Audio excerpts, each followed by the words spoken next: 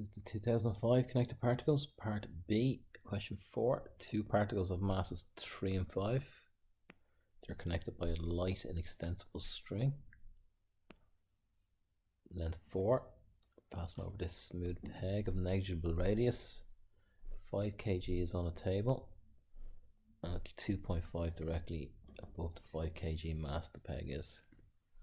The 3 kg mass is held next to the peg and allowed to fall vertically a distance of 1.5 before the string becomes taut. Okay, let's have a look at this.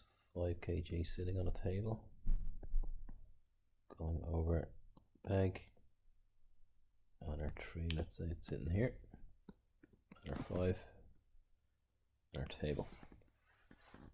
So what's happening here? Show that when the string becomes taut, so it's not taut, the 3 is being held up, so it's going to, we imagine it's not taut in there, it's going to be allowed to fall 1.5 meters. So let's just look at that one. Let's look at the 3 kg mass. It's going to fall, so its acceleration is g. It's going to fall a distance of 1.5. It's starting from rest, so we can get its speed here in terms of g. V squared is equal to u squared plus 2as. V squared is equal to twice a, which is g, times s, which is 1.5. So v squared is equal to 3g. So v is equal to the square root of 3g meters per second. So that's the speed of the 3 kg mass as the string becomes taut. And we're going to need to bring in the conservation of momentum here. So we have 5 mass times the velocity, so it's at rest on the table, plus 3 times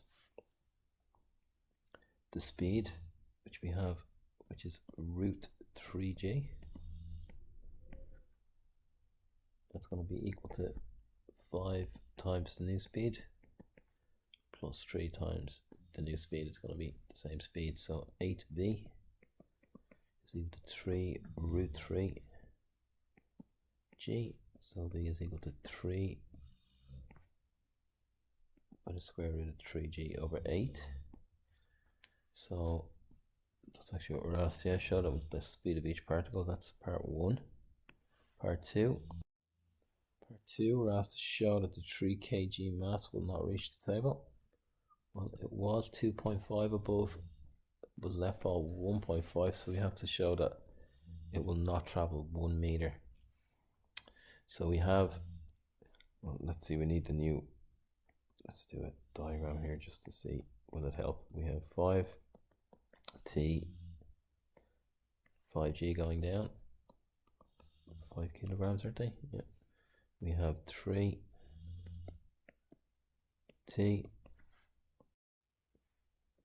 and 3g, so this will help us get the acceleration. To get the distance, we'll need the acceleration.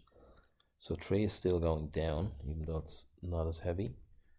5 is going up. It's going to be slowing down because the 5 is going to slow it down. So in the direction of t, minus 5g is equal to ma. And in the direction of 3g, we have 3g minus t is equal to ma. So we're going to get minus 2g is equal to 8a to say the acceleration is slowing down. So a is equal going to be minus g over 4, ms to the minus 2. So that's the acceleration of the 3 kilogram particle. So we have a, we know when it hits the table it's going to stop. We have this new combined velocity of 3 by the square root of 3g all over 8. And we're looking for distance traveled, VUAS. So v squared is equal to u squared plus 2as. So what was v again? V is going to hit the table, so 0. U, if we square it, we're going to get 9 by 3g over 64, 27g over 64, plus twice my acceleration by my distance, minus g over 4. So we're going to get 2g over 4 is equal to 27g over 64. If I put the s in, so we're going to get 108 427s is equal to 264s over 132 is equal to s, and 108 divided by 132,